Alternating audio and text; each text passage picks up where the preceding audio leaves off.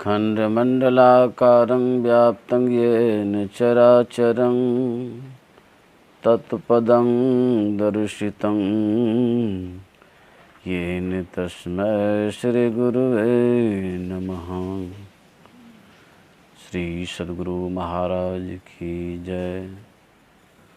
परमाराध्य गुरुदेव के पावन चरणों में कोटि कोटि प्रणाम। वंदनीय साधु समाज, सत्संग प्रेमी महानुभावों, आदरणीय माताओं तथा भक्ति स्वरूपा बहनों, अभी रामचरितमानस से कर्मकांड का पाठ किया गया है। इस संसार को कर्म क्षेत्र कहा गया है। इस संसार में कोई भी प्राणी बिना कर्म किए नहीं रहता, इसलिए संसार को कर्म क्षेत्र कहा गया है।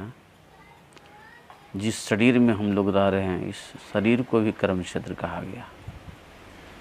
मनुष्य शरीरधारी जीव जो कर्म करता है, इनके कर्मों की गिनती है।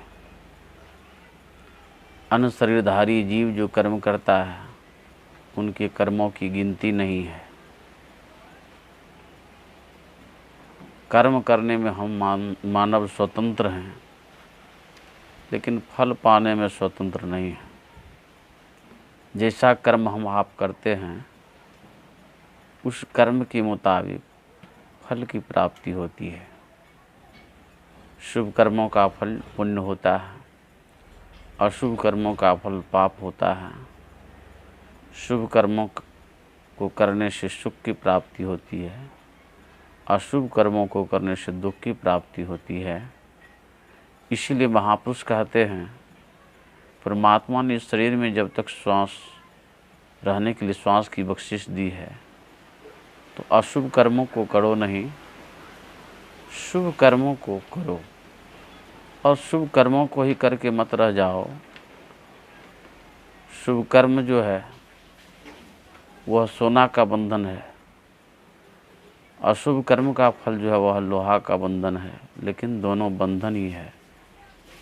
दोनों संसार में ही जीव को लाता है, आवागमन की चक्की में ही लाता है। इसीलिए महापुरुषों ने कहा, दोनों बंधन ही है।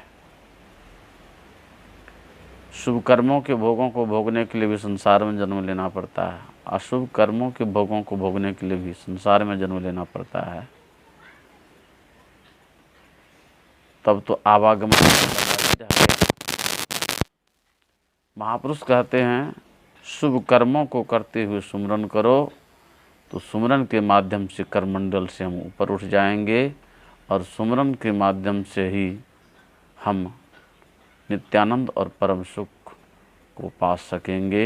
यही संत महापुरुषों का आकाट्य वचन है कि शुभ कर्म करते हुए सुमरन करो, शुक्रत कर ले नाम सुमिर ले, को जाने कल की जगत में खबर नहीं पल की। शुभ कर्म करते हुए सुमरन कर लो, जिंदगी का कोई ठिकाना नहीं है। आज कहे मैं काल भजूंगा, काल कहे फिर काल, आज काल के फेर में अवसर जासी चाल। इसलिए जो अवसर बीत जाता है, तो पुनः वह अवसर नहीं मिलता है। श्री सद्गुरु महाराज की जय।